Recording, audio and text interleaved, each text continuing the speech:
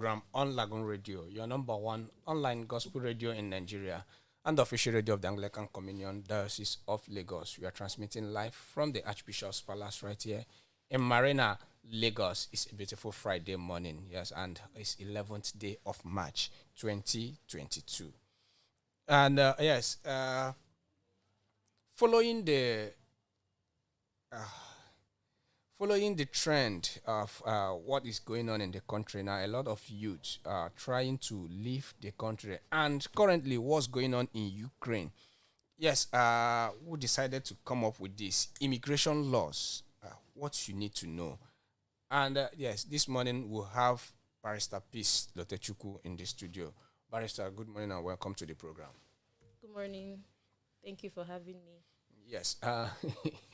If you're listening to us, remember you can download the app on Google Play Store and Apple Store. You can also follow us on our social media platforms. On Facebook, Lagoon Radio Nigeria. And on Instagram and Twitter, is Lagoon Radio NG. Now, Barrister, when we talk about immigration law, what is immigration law?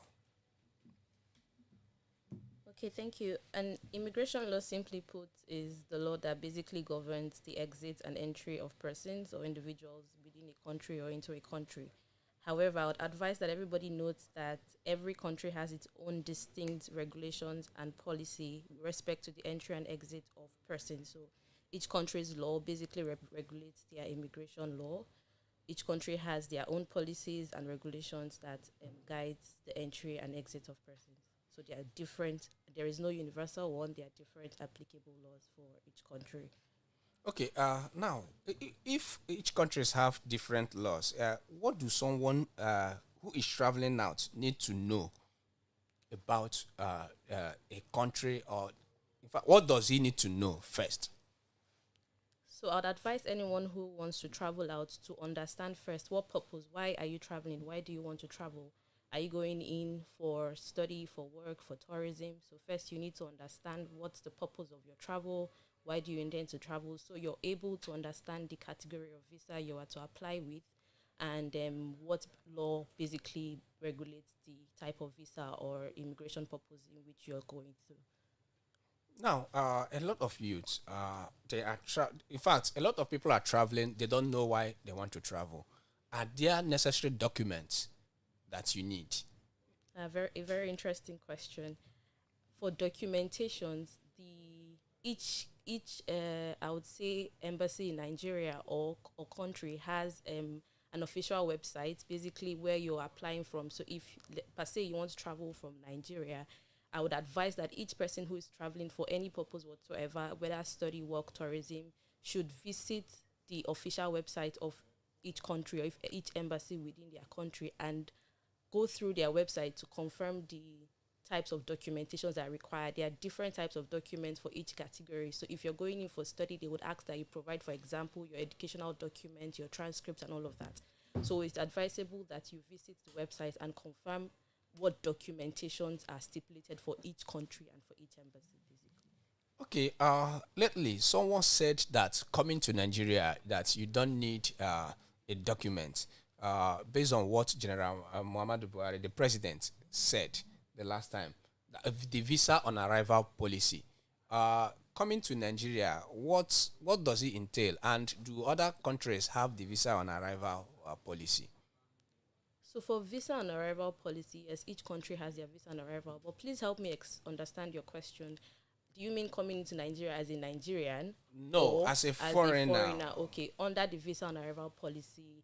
So the visa on arrival policy basically helps for ease of movement, basically. So it's online, right? So for any foreigner who is coming into Nigeria on a visa on arrival policy, it's advisable you visit the Nigerian Immigration Service.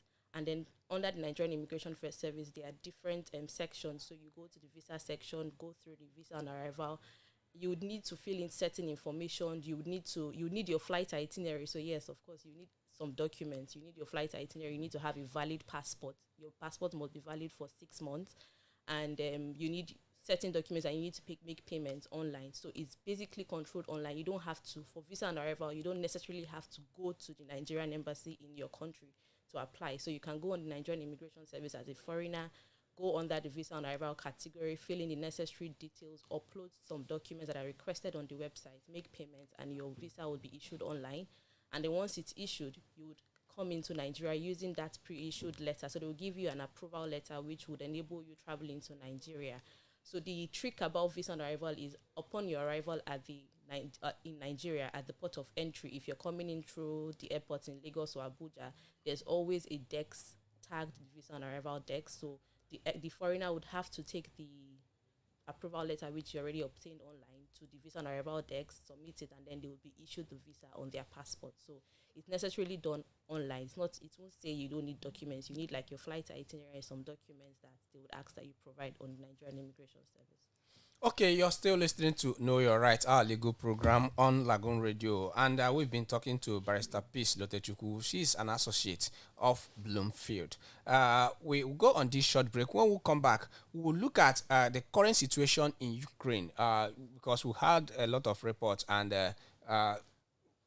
back and forth from Nigerians, though a lot of them are in country. But we'll go on this short break. Remember, the topic is still immigration laws, what you need to know. We'll be right back after this break.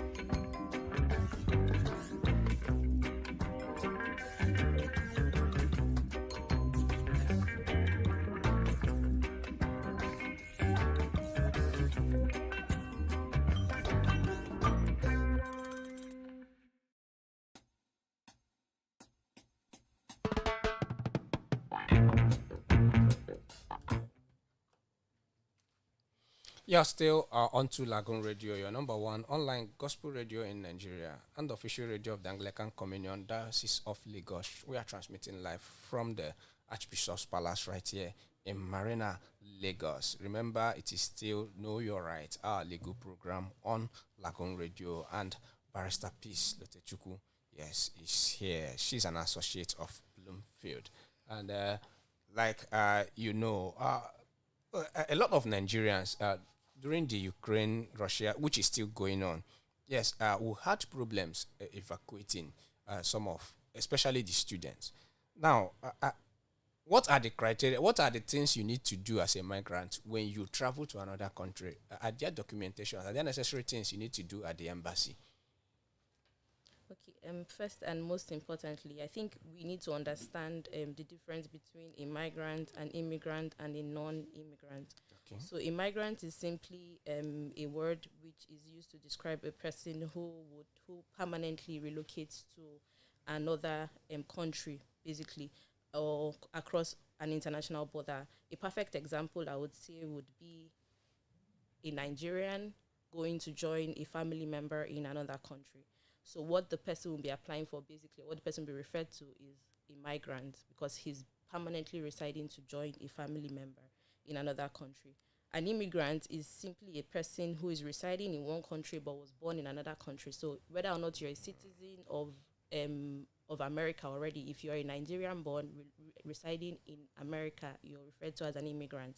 While a non-immigrant person basically is a person who is living in another country temporarily for, let's say, you're there for tourist purposes, study, work, whatever it may be, but it's not on a permanent basis, right?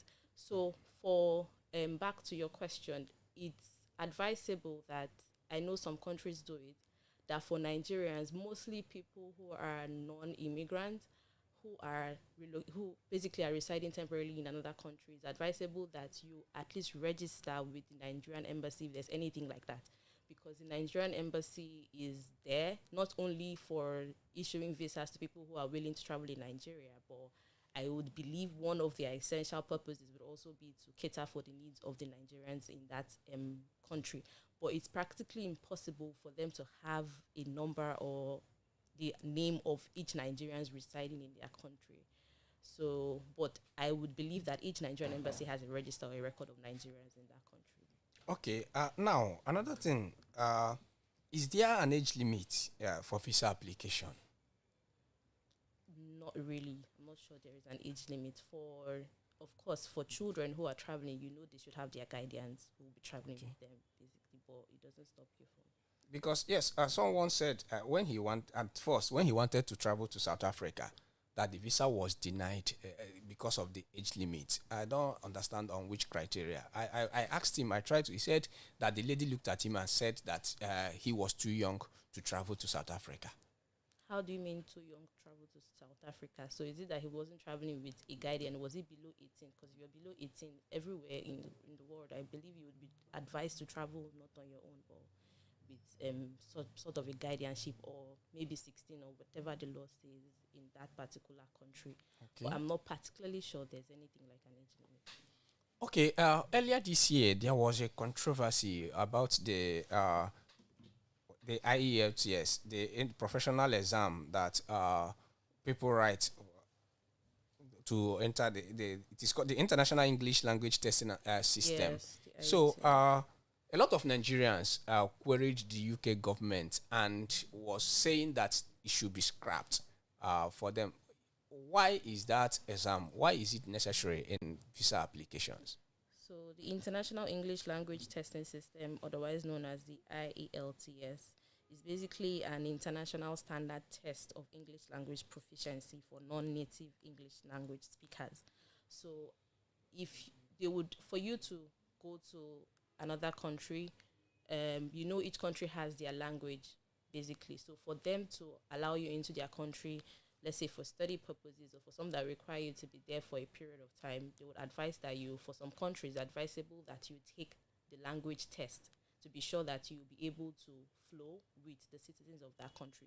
Because it would not make sense for you to travel to a country, maybe a non-English speaking country, for example, and you don't even know the language that they're speaking, you'll be able to adapt. So for most countries, they have this test applicable to them for people who are traveling to ensure that they are conversant at least with the language, because a language barrier would always affect people, basically. With communication, you have to communicate to transport yourself, to buy food, to do the necessary things. Communication is key. That's why most countries always ensure that there's always some sort of a test for people who are traveling, for example, for study purposes. That's why you have the IELTS.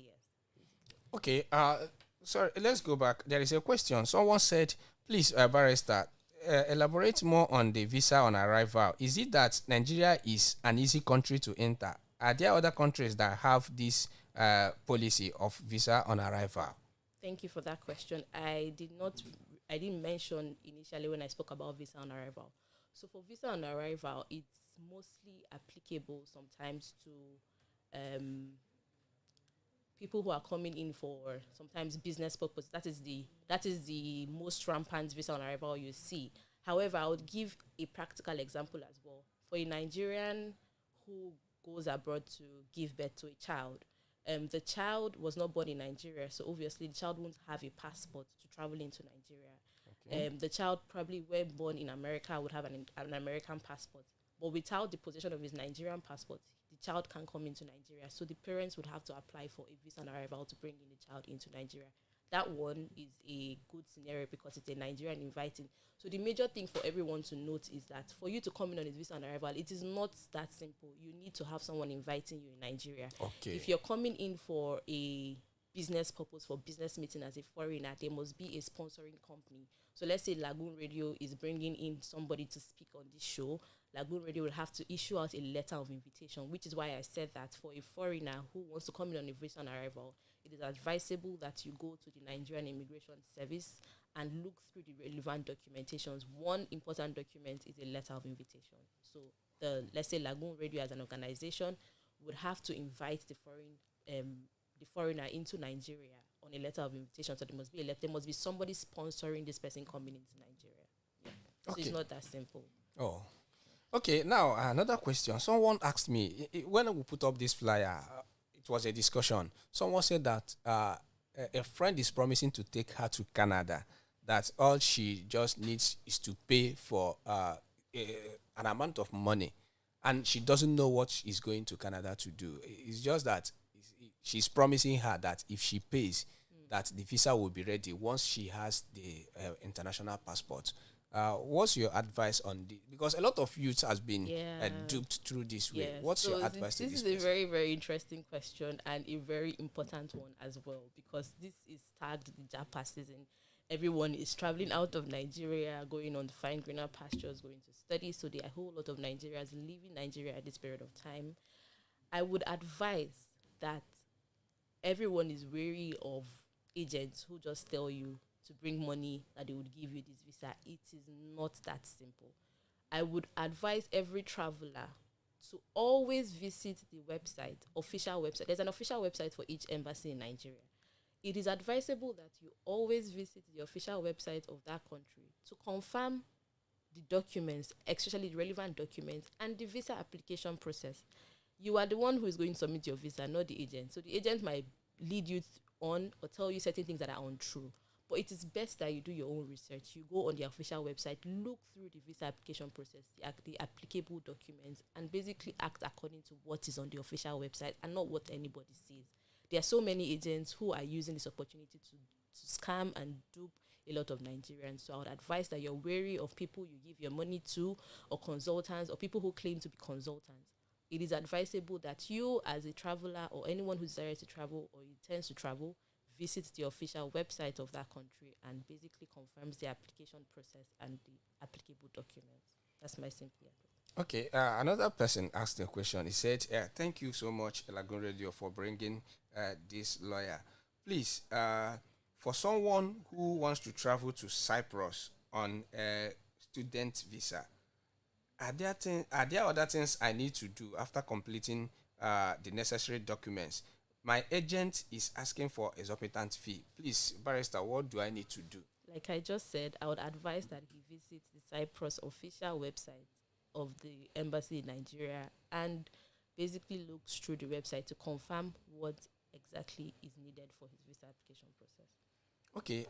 Now, like for something that is the thing that is happening in Ukraine now, if in another country where there is war, what do migrants, what do they need to do, or immigrants, like you said, what do they need to do, especially if we have Nigerians in a war-torn country? What is the necessary step to follow? Because the Ukraine situation has opened our eyes to a lot of things. So, and maybe when it occurs in the future, what do they need to do?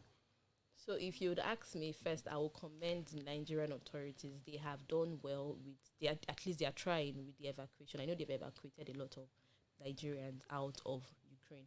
So for me, I would advise that if a Nigerian should find themselves in that situation, it's advisable that you maybe try and look for a Nigerian community or where you have like Nigerians and then know what exactly the country has in place. Also reach out to, if possible, the Nigerian embassy or Nigerian High Commission in your country, or reach out to the Ministry of Foreign Affairs. They have tried, they've actually done so well with their response in Nigeria. So there are a whole lot of countries who put mechanisms in place for situations like this to evacuate their citizens out of the country, which Nigeria has done. So the best thing is just sort information when certain things like this happen to ensure that you're carried on or you are aware of what your country has put in place to basically evacuate people. So it was the news, the information online that has helped people get to the border in Ukraine, gone to Poland and the other countries that has admitted them. And Nigeria also provided aircraft, which we have seen over the news, to evacuate their citizens from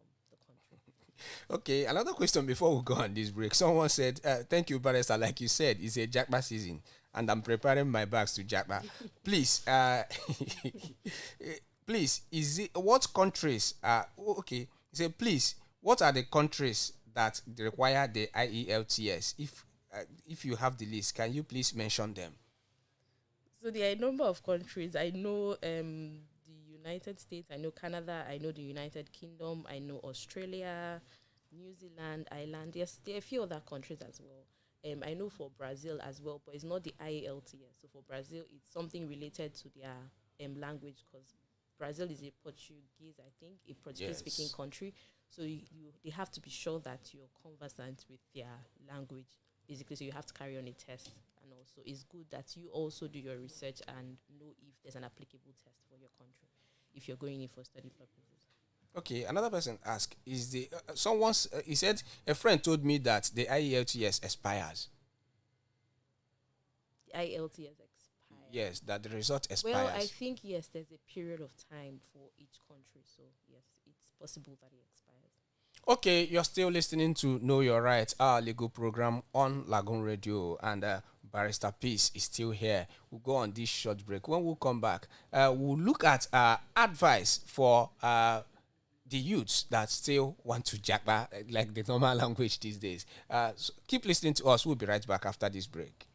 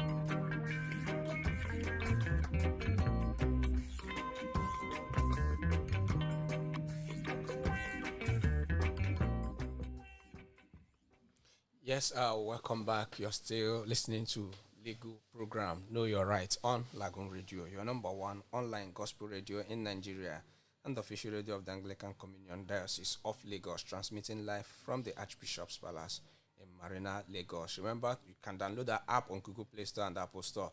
You can also follow us on our social media platforms. On Facebook, it's Lagoon Radio Nigeria, and on Instagram, Lagoon Radio NG. That doubles with Twitter also. And yes, Barrister Peace is still here. She's an associate, Bloomfield. Barrister, yes, it's no longer strange that a lot of young men are eager to leave this country. Yeah. Every day, in fact, last 2 weeks I was at the immigration office. Do you want to leave as well? The mammoth crowd. If I see opportunity, I will leave. Wow. You should But stay on legal basis, I'm. In fact, what is it? Is it legal or on a normal basis? I can't just leave this country now. If we all leave, who will better Nigeria? I will go and bring the betterment. So I was there, and in fact, I had the chance. That was one of the inspiration of this topic. I had the chance to speak with a lot of young men. In fact, a lady came. She said someone was taking her to. She mentioned one funny country, and the immigration officer said no, that she would not advise her to take that the visa. Yes. You know, I would remember the country she mentioned, that someone is taking her to Lebanon. She said someone wants to take her to Lebanon. The immigration officer asked her, in fact, the question, and she said, I will not advise you to go to Lebanon. What are you going to do? He said, do you have a degree? She said no. He said she's going as a house help. The immigration officer said she should leave. Now, a lot of young people in Nigeria, they want to leave. So what's your likely advice to this? And a lot of them don't know what they are going to do. Thank you for this question. It is a very important question. I hope a lot of young Nigerians are listening in now. I would advise that you do your research. Research. Go online. There are a lot of useful information online.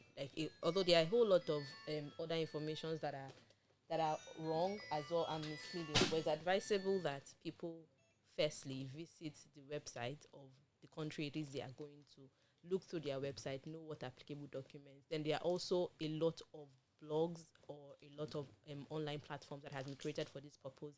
Again, people have traveled, people have gone, so information from people who are also in country can help. But firsthand, you have to do your own research. You cannot just depend on what anybody tells you. You have to also research. You have to look up on whatever it is you're going, whatever country you're going to, and know what applicable visa or documentations are applicable to it. And the website is actually open to all, so you can go there and then basically do your research. Again, I would advise that you have to understand what purpose you're traveling for. You need to know if you're going in to work, to study, whatever it is. There are different categories on each website. So first thing you need to understand is, why do I want to travel? What am I traveling for? What is my intent? Am I going in to study or whatever? So when you are on the website, you know what it is you are looking out for. So my advice is, please do your research. There are a lot of people who are out there scamming people, collecting money, because they know that a lot of people want to travel and a lot of people are traveling out.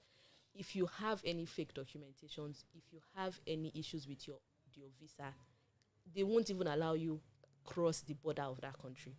They would send you back from the airport. So it's advisable that you have all the necessary information, and they actually don't deal with any documents that are fake.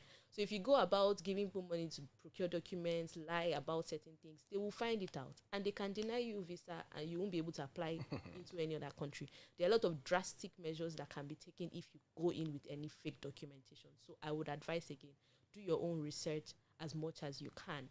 Go on the website, make calls. You can even visit the embassy. Some embassies do not have an open door policy. Some embassies do. They allow for inquiries, they allow for consultations. So please reach out, make the necessary inquiries, send emails to the official emails of these embassies or these countries, and they would be happy to guide you through.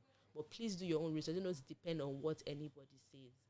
If you also need if there are any further questions or consultation, you can also reach out to us at our official website, www.bloomfield-law.com, and we'll be happy to also help with any useful information that would aid your. Okay, thank God you mentioned that. Someone even asked a question. He said, "It's like you have." He said, "Okay, it's like you specialize on immigration law. Please, can you give me how to contact you and make the necessary?" Okay, like I mentioned, you can visit our official website www.bloomfield-law.com, and you can reach out to us, and we'll definitely get a response to the questions you have. Okay, another person asked. He said, "Please, can I sue someone who duped me of traveling documents?" Oh yes, definitely you can. You can. That's why the law is there for you and the court. So Okay. they are there to help you redress the wrong. So definitely you can. So if someone is being swindled because of traveling dog, how does that person go about it? First, you can maybe notify what's it called. Although they would not take, they would advise that they always put a disclaimer out there. Anybody who is using our name. So there was something that happened recently. I think I watched it on the news. It was the U.S. I think that Nigerian embassy or the consular officer in the U.S. embassy here in Nigeria that went. She took her time out. She took her time out and explained the process of the. Okay, they just recently started the Dropbox, which they had suspended 2 years ago or 3 years ago. So now they've introduced Dropbox now. So anybody who wants to go on a renewal can go through the Dropbox, Dropbox portal instead of going to the embassy for an interview, which they cancelled before, which is also a good step as well to the denials that has been going on in the US, and also a step to making these US applications a bit more smoother. But she then went on the news and gave a step-to-step process on how to go about this the Dropbox process. So if you go and give your money out again, they've told you what to do. You can do it by yourself. So if you decide to give your money out, then the embassy obviously would not bear the consequences or would not even want to associate yourself with. So you can always reach out to the law enforcement agencies and report these issues. Okay, and thank you, Barrister, for talking to us this morning on this topic. Thank you very much. We hope to see you when next we call on you. No problem. Thank you. Okay, and that's the size of the package this morning on the Lagoon Radio. Remember, Know Your Rights returns again on Friday, 9:10 a.m. and it runs to 10 a.m. And from me, Anosike Chimezie, and from our producer, Olumakaiye Ajedi, thank you for listening. Till Friday when we'll meet again. Goodbye.